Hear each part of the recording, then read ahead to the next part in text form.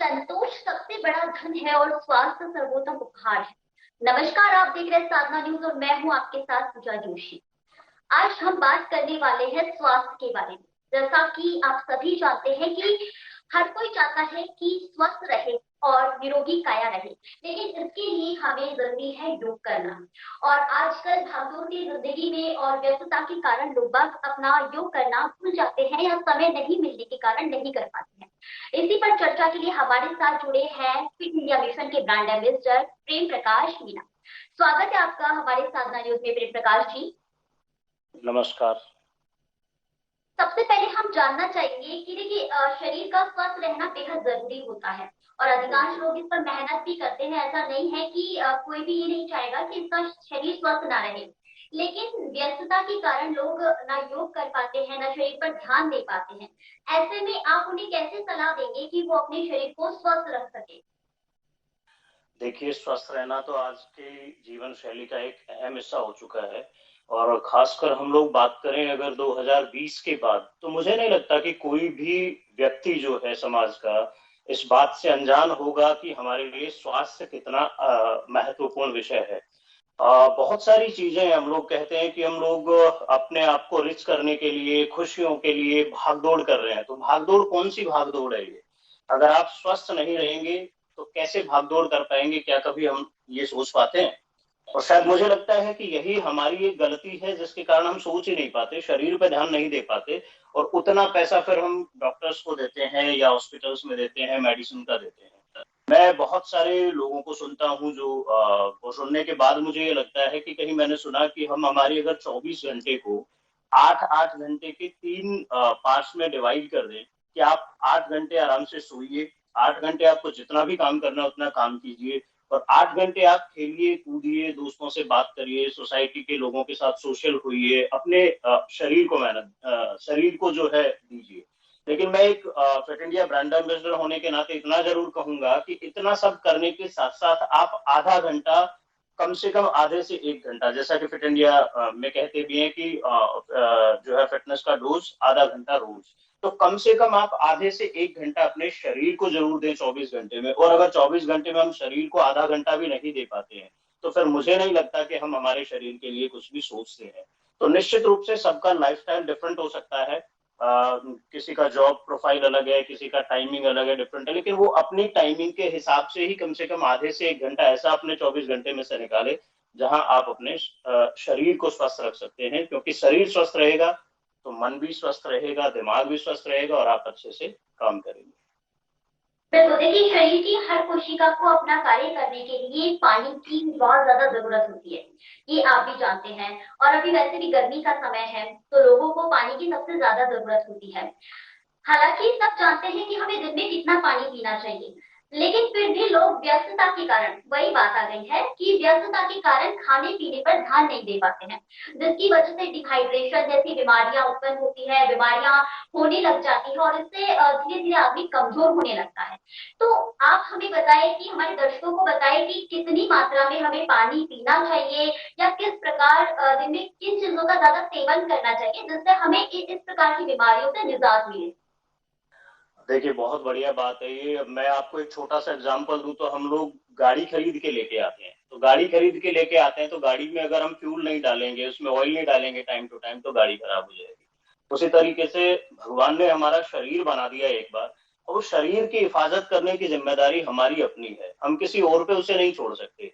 तो निश्चित रूप से हम कह सकते हैं कि जैसा सब लोग जानते हैं, ऑलमोस्ट आजकल सब अवेयर है सोशल मीडिया के माध्यम से, कि शरीर का कम से कम 1/3 हिस्सा जो है पूरा का पूरा पानी है। तो पानी हमारे लिए कितना इंपॉर्टेंट है इसी बात से समझा जा सकता है। इनफैक्ट हमारे जो मसल्स भी बने होते हैं वो मैक्सिमम जो उनका पार्ट होता है वो पानी होता है, लिक्विड होता है।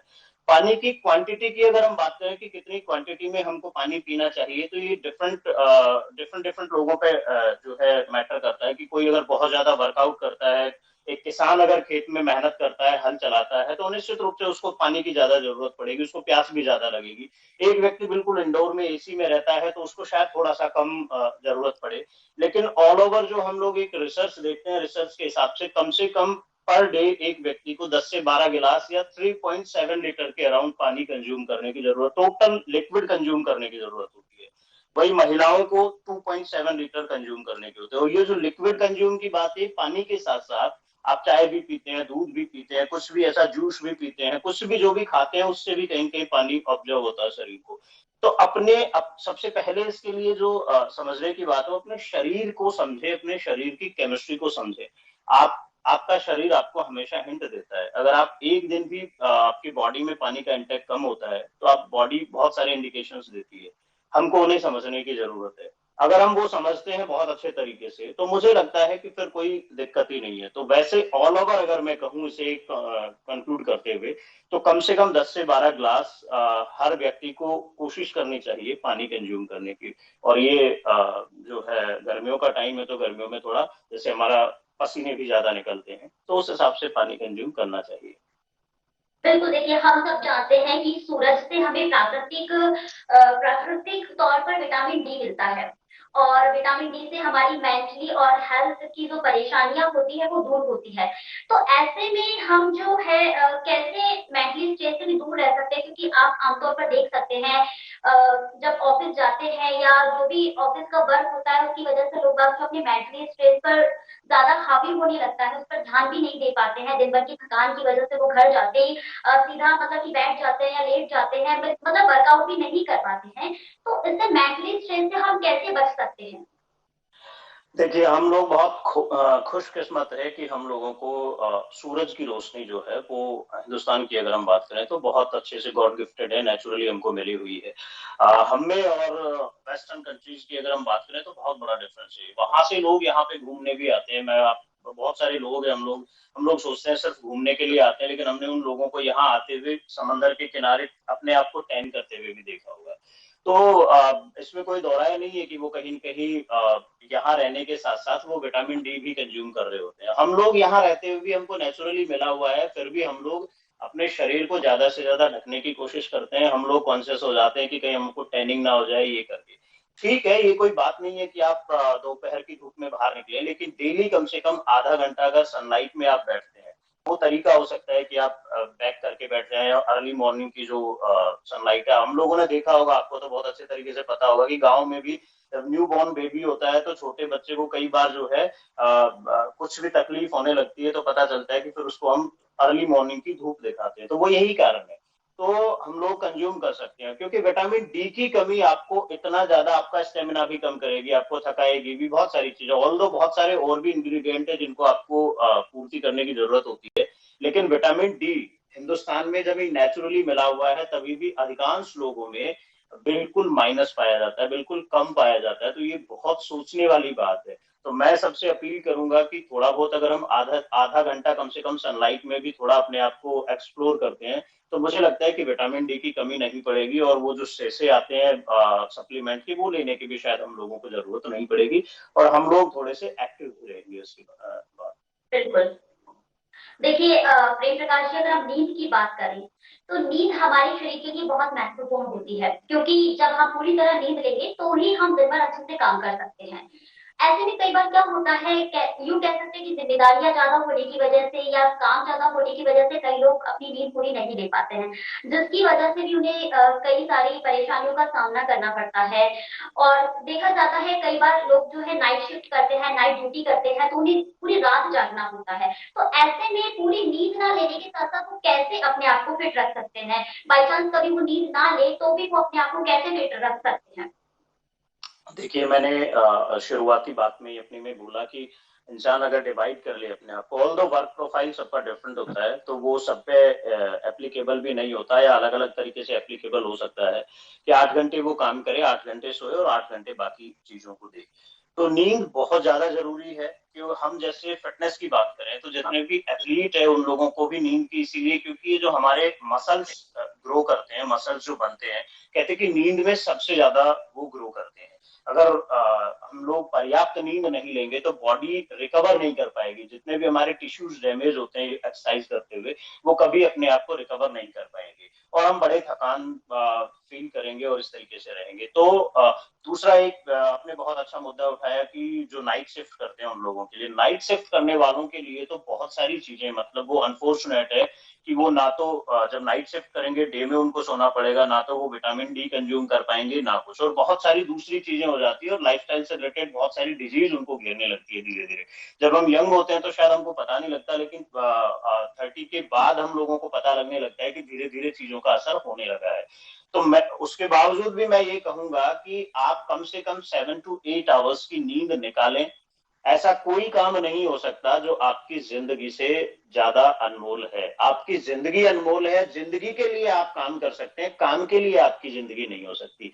ये बात हम लोगों को सबको जाननी चाहिए, और जिस दिन हम लोग ये जान जाएंगे, चाहे आईएएस भी कोई बनता है तो आईएएस लाइफ नहीं है ना, वो लाइफ का पार्ट हो सकता है लेकिन लाइफ कभी भी नहीं हो सकती। तो लाइफ हमारी प्रेसियस है, हमको हमारी लाइफ को थोड़ा सा संभाल के रखना पड़ेगा, जीवन को, हेल्थ को संभाल के रखना पड़ेगा। मैं हमेशा कहता हूं कि पहला सुख निरोगी काया, दूसरा सुख जेब में हो माया। लेकिन हम हमेशा दूसरे तीसरे सुख पे ध्यान देते हैं, कभी भी पहले सुख पे ध्यान नहीं देते। अगर उस पर जिस दिन हम ध्यान देने लगेंगे तो बाकी सुख अपने आप आपको निश्चिंत रखेंगे। बिल्कुल आपने सही कहा कि पहला सुख निरोगी काया, बिल्कुल सही है ये बात।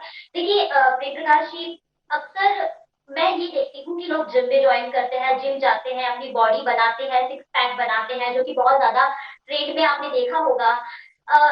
मैं यूँ पूछना चाहूंगी आपसे कि जिम जाना जरूरी होता है या योगा करना जरूरी होता है? योगा क्यों महत्वपूर्ण होता है? कहते हैं ना कि योगा करेंगे तो कई प्रकार की बीमारियों से हमें मुक्ति मिलती है। तो क्या जिम जाना भी ठीक रहेगा या योगा करना भी ठीक रहेगा? कैसे हम वर्कआउट कर सकते हैं, कैसे प्रॉपरली हम बॉडी को फिट रख सकते हैं?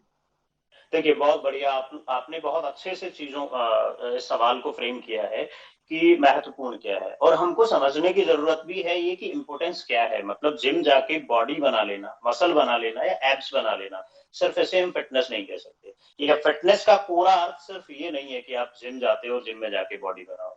फिटनेस का मतलब है कि हेल्दी व्यक्ति जो जो कहीं न कहीं, चाहे उसमें बॉडी की बात करें तो चाहे उसके मसल्स की, बॉडी मास की बात करें या बीएमआई इंडेक्स की बात करें, वो ऑलमोस्ट उसका प्रॉपर है, प्लस उसका स्टेमिना प्रॉपर है, स्ट्रेंथ ठीक है, वर्क प्रॉपर कर रहा है, वो कोई दिक्कत नहीं है।